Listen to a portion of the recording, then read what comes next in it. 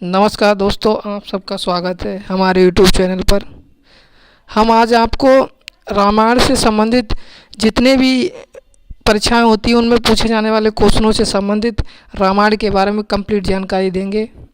आइए, रामायण सबसे पहले क्वेश्चन रामायण से बनता है, रामायण को किसने लिखा है या रामायण के रचयिता कौन है? तो रामायण के रचयिता महर्षि वाल्मीकि हैं, यानी कि ऋषि वाल्मीकि हैं। और दूसरा क्वेश्चन बनता है, रामायण के रचनाकार कौन है? हमने बता दिया आपको, महर्षि वाल्मीकि हैं।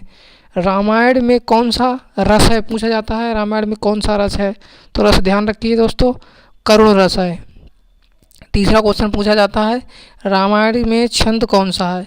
तो छंद दोस्तों ध्यान रखा, अनुष्टुप छंद है। अनुष्टुप छंद है। रामायण में कौन सा छंद है? अनुष्टुप छंद है। ऐसे पूछा जाता है। चौथा क्वेश्चन पूछा जाता है, रामायण को कितने कांडों में विभक्त किया गया है? तो 7 कांडों में विभक्त किया गया है। अब कभी कभी आपको पता होगा रामायण से कांडों का जो क्रम पूछ लिया जाता है, तो दोस्तों ध्यान रखना, मैंने एक क्रम से लिख रखा है। पहला कांड है बाल कांड, दूसरा कांड है अयोध्या कांड, तीसरा कांड है अरण्य कांड, चौथा कांड है किष्किंधा कांड, पांचवा कांड है सुंदर कांड, छठा कांड है लंका कांड जिसको युद्ध कांड के नाम से भी जाना जाता है, सातवां कांड है उत्तरकांड। ठीक है।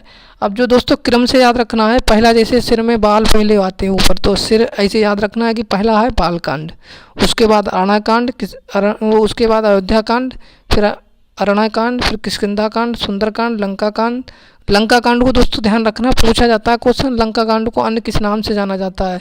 तो युद्ध कांड के नाम से जाना जाता है। उत्तरकांड सबसे लास्ट वाला कांड है। अब पूछा जाता है बाल कांड में इम्पोर्टेंट क्वेश्चन पूछे जाते हैं, जैसे बाल कांड में किसका वर्णन है, मतलब किसको क्या इसमें है मुख्य बात, तो ध्यान रखना अहिल्या शाप विमोचन बाल कांड में वर्णित है। अयोध्या कांड में कोई चीज़ इंपॉर्टेंट नहीं है, मैंने इसमें नहीं लिख रखा है। अरण्य कांड में जटायु वध है, सीता हरण है। किष्किंधा कांड में बाली वध है। सुंदर कांड में लंका दहन है। ठीक है जी दोस्तों, ध्यान रखना। ठीक है। और इसके बारे में और हम बताने देखो और क्वेश्चन बनते हैं रामायण से दोस्तों, और बता रहे हैं आपको क्वेश्चन, रामायण में श्लोकों की संख्या कितनी है पूछा जाता है क्वेश्चन, बहुत इंपॉर्टेंट है। 24,000 श्लोक हैं। रामायण में कितने श्लोक हैं? 24,000 श्लोक हैं। रामायण का दूसरा नाम पूछ लिया जाता है, रामायण का दूसरा नाम क्या है? चतुर्विंशति संहिता, यानी कि 24,000 श्लोक हैं।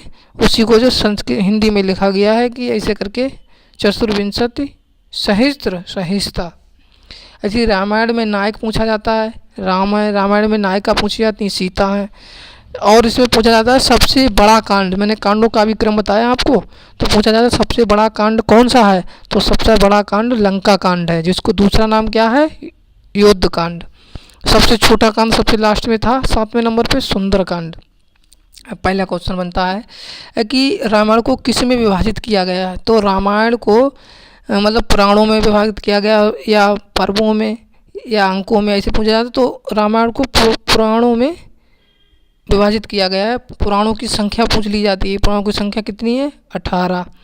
ऐसी रामायण से संबंधित पात्र कौन कौन से हैं, किसने कौन कौन पात्र हैं रामायण में? तो लक्ष्मण हैं, बाली हैं, सुग्रीव हैं, भरत हैं, शत्रुघ्न हैं, और इनकी पत्नी हैं। लक्ष्मण की पत्नी का क्या नाम था? उर्मिला।